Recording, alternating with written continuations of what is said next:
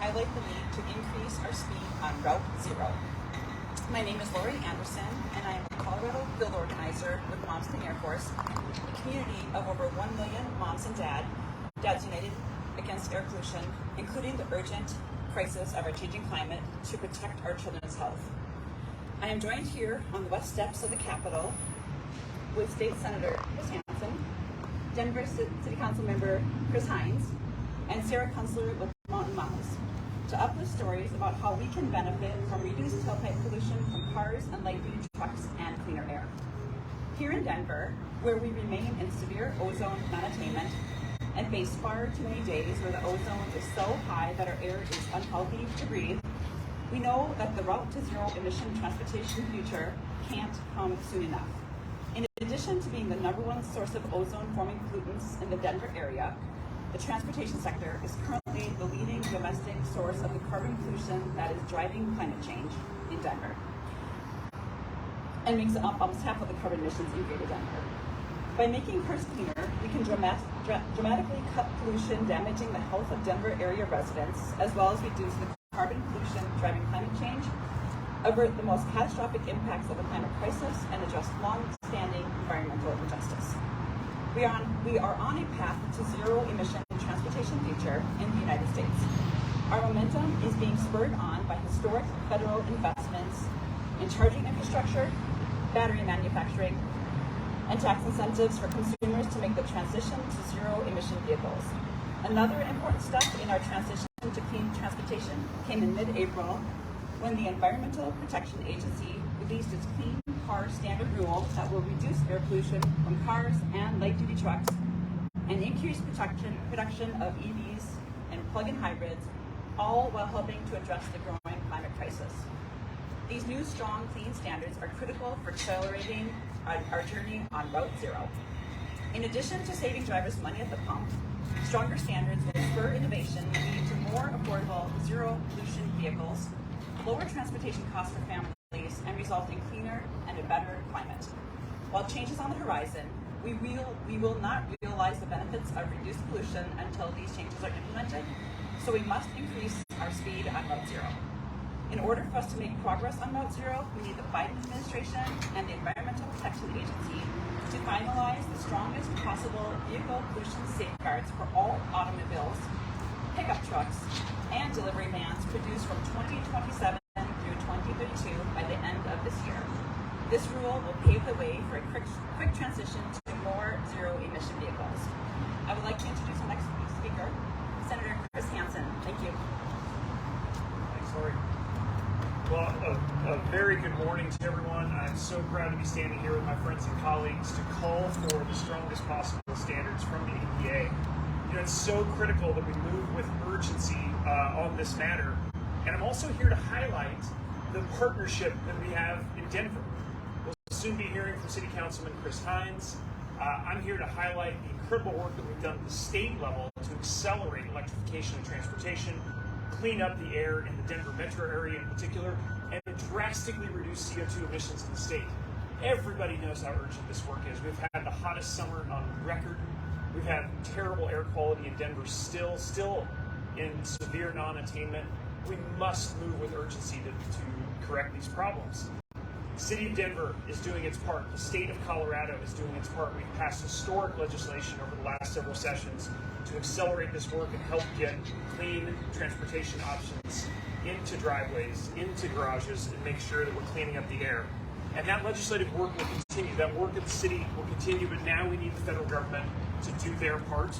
And I'm so glad to be here to push for that route to zero and strong clean car standards from the EPA to make sure that we get there.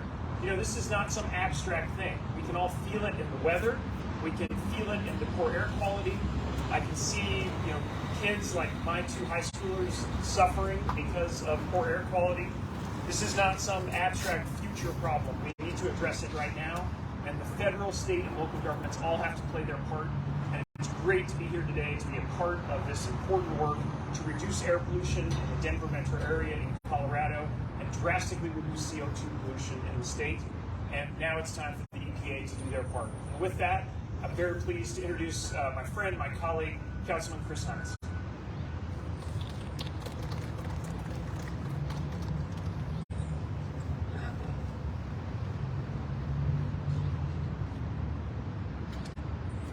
Hello everyone, my name is Chris Hinds. I serve on City Council representing District 10. I'm also the first elected official in Denver's history, local, state, or federal, to use wheelchair for mobility, and the first to identify as a member of the disability community.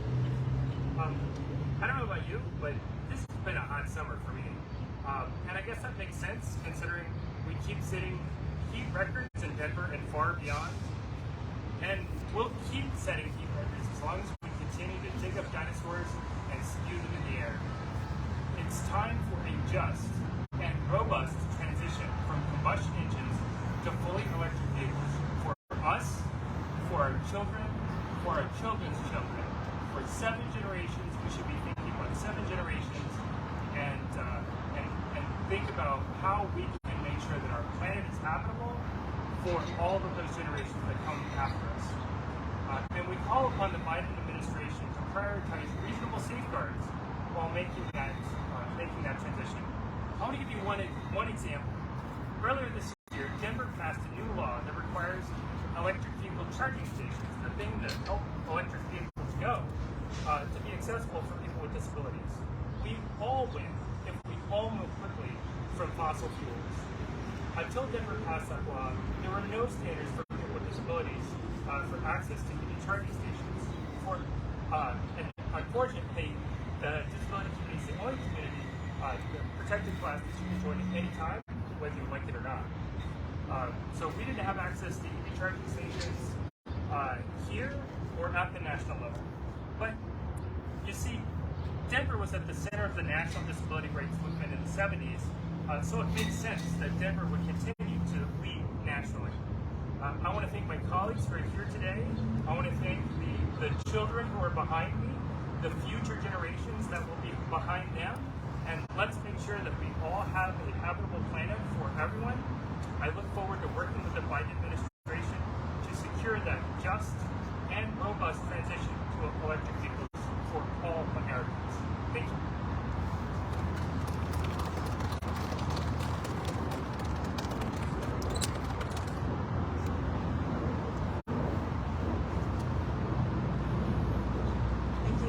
Councilman Hinds.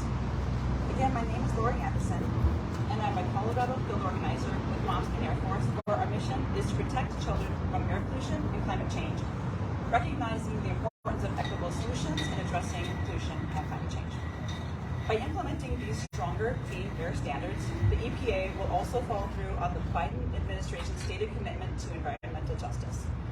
Often low wealth and BIPOC communities, this includes Black, Indigenous, and people of color, live closest to highways and therefore bear the greatest burden from vehicle pollution, leading to increased rates of asthma and other respiratory diseases. Pollution has been linked to a variety of health problems, including aggravating asthma and other respiratory illnesses. The statistics are telling. Compared to non-Hispanic white children, Latino children are twice as likely to die from asthma. Black youth are 10 times more likely to die from asthma than non-Hispanic white youth. Nationwide, Black and Hispanic children experience consistently higher rates of asthma than white children. We need to move swiftly and increase our speed on Route Zero. We need the Biden administration and the EPA to finalize the strongest possible vehicle pollution safeguards for all automobiles, pickup trucks, and delivery vans produced from 2027 through 2032 by the end of this year. Strong clean car standards which pave the way for a quick transition to more zero-emission vehicles and will help complement these investments to further the cause of delivering climate and environmental justice. Now, I would like to introduce you to our final speaker, Senator Kunstler. Thank you. Thank you, Lori.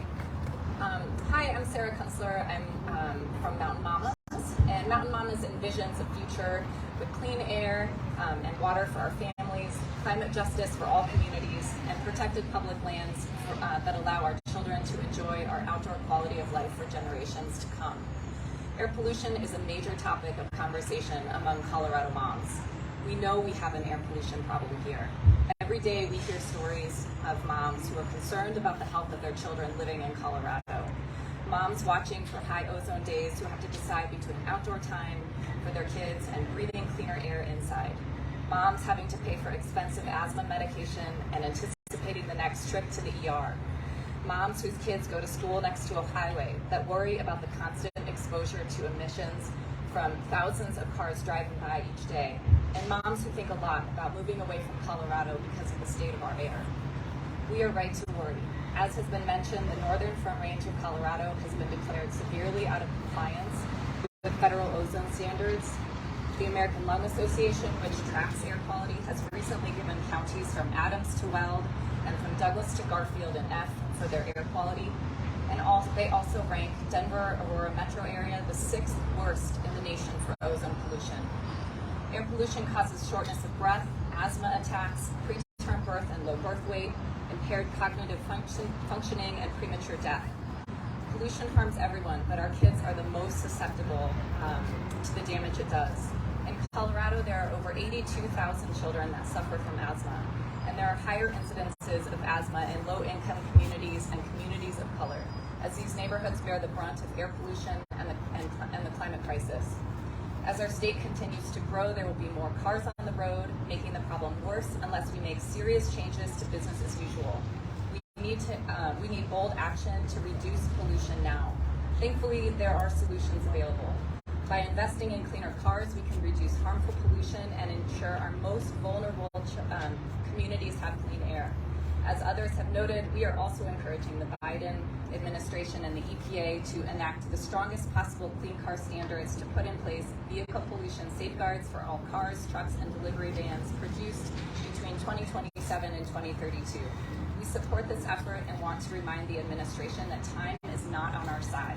We are urging the EPA to enact these standards by the end of the year and protect the health of all our children here in Colorado and throughout the U.S., especially those in disproportionately impacted neighborhoods. These kids are counting on us to protect them now and protect their future. Thank you so much, and we'll take questions now.